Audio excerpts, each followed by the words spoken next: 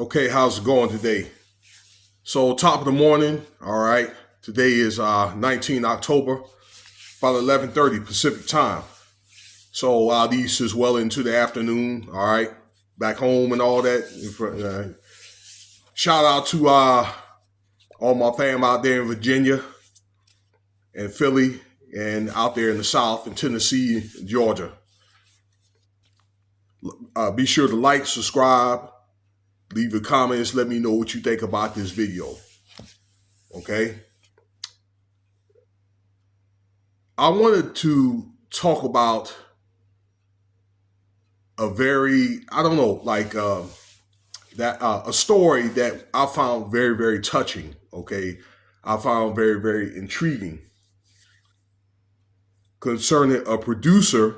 He was a former producer for a short time of Bad Boy Productions. Okay, you can find this video on Tony Ariomi.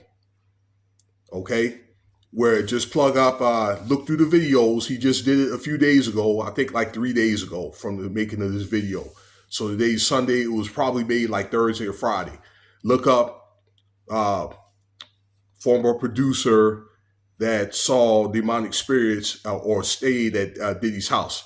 Former P Diddy producer that stayed at P Diddy's house saw demonic rituals. Okay, it's just a few days old. Okay, so it's not hard to find. All right, I just told you the site, and also they talk about the same thing on Ticket TV. All right, and there he has his analysis of this video, and he talks about it for a little over an hour. Okay, so those are your sources. I got a chance to listen to both videos yesterday. Excuse me. And it didn't really surprise me, all right, because this is some of the stuff that you're going to have to go through, or some of the dues that you're going to have to pay once you are in this entertainment world. Okay, you're in that matrix. It's a whole different matrix. They play a whole different set of rules than in, your general population matrix. So let's get to the story. His name was Rod. All right, he was from London. So he came from a musical family. His father was a preacher, and he came up as, I guess his parents got him into music. Okay, and so forth. He learned how to play a couple of instruments, and then he learned how to play the drums. Then he got into R&B, then started making rap songs or whatever. Okay, he made that tradition because he thought that rap was a little bit more appealing at the time. All right, he's kind of like in that 40s age group. Okay, between maybe 30s and 50s in that group. All right, where it's more like a hip hop type of genre. Is a little more popular. Anyway, okay, he got into making the beats, all right, because he had a calling that's saying that the music, maybe the let's see here, the R&B and the rap music wasn't for him, okay, because he was trying to experiment with rapping and stuff like that and making music, but he wanted to, so he just did the beats. Anyway, he was making, he said he started out $100 a beat, putting out beats and all that. He said then it went up to $300, $500, and he was making a fairly decent living. So he decided to move to Houston. All right. So he moved to Houston, and I guess he had got into, meeting certain people and stuff like that. And he got invited to a talent show, Motown talent show with Andre Harrell. If you guys remember him back in the day, that was connected to, back then at the time, not Sean Combs, but they called him Puff Daddy. Gave him, I think, an advance of $7,000. He moved over there to Puff Daddy's camp, and where he, stayed for, I don't know, about a week. Was producing songs. And he said that in that house, there were like candles and all types of scents and stuff like that. And he saw like visualized like spirits, I guess, in the producing studios and stuff like that, you know, that these things like incense and all the different things or whatever. And he felt weird. Okay. And I wouldn't be surprised if he had something to drink or something like that, or maybe he smoked a little ganja and probably, end up getting drugged. Okay. That those drinks or the weed ended up being spiked. He got invited to a couple of parties. Okay.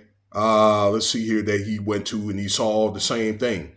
That he said one night, it was one in New York that he went to, and then they were supposed to turn around and go to Vegas, and he just didn't go, and he ended up getting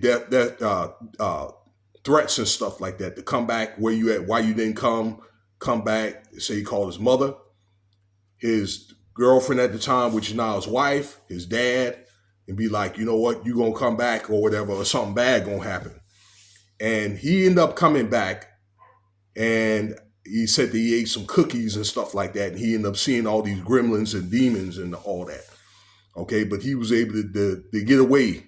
And I think he was able to get away at a certain point, okay, probably before he ended up taking that oath. And then you take a certain oath, or you get to a certain level, you can't get out, okay? The only way you're going to get out is in a box, okay? So maybe he was able to find a way to escape just at the right time, and it also depends on how involved that you're in with that person, or how much stock that person has in you, okay, dealing with that type of industry, okay, because I think if they need you more than you need them, you might have a chance to escape. But it'd be different if it's the other way around. And that's what his testimony was. He was able to get saved, and he's a preacher at a church and all that other stuff. But point being is this, that I had mentioned in this series that there was drugs found, okay, with baby oil. There was allegations or whatever. Oh, it's not allegations. It's a fact that the FBI documented baby oil being spiked with this GHB. It's like basically like a tranquilizer type substance. Okay. I saw another video. I didn't get a chance to look at it, but it was also like in this lemon drop type of liquor. Okay. So that probably goes to show when you go to those parties, those drinks are probably spiked, okay, with hallucinating or drugs that'll make you comatose. All right. Weed and all that stuff. So it's just going to be another piece of the puzzle where law enforcement is probably going to look at that, and they're probably going to investigate that further. Okay.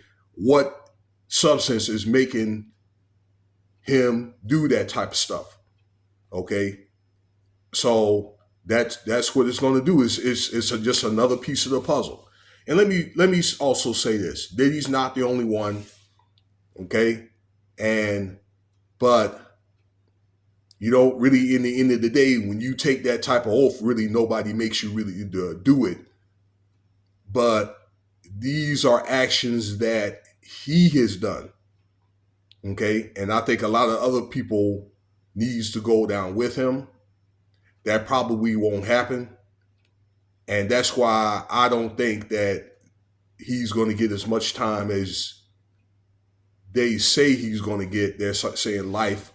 But the thing is he going to be able to survive through court and through all the processes and all that stuff, okay, if he's not taken out? God, forbidden. But a lot of people feel otherwise. All right, but that's the story there, okay, of that.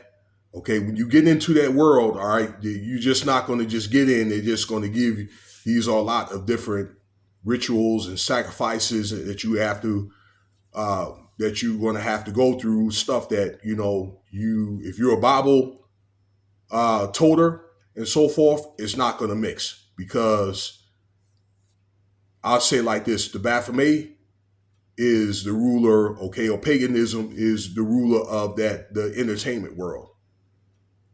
All right. And those are the rituals and practices that you have to go through. But I will say this about sacrifices, okay, that has been another person that came forward to talk about that sacrifices have been made at these parties. But you probably have to be at a very, very elite level, okay, if you're dealing with P Diddy or one of these other elites and so forth, to even be in a room like that. We're going to talk about that on the next video in this series, okay?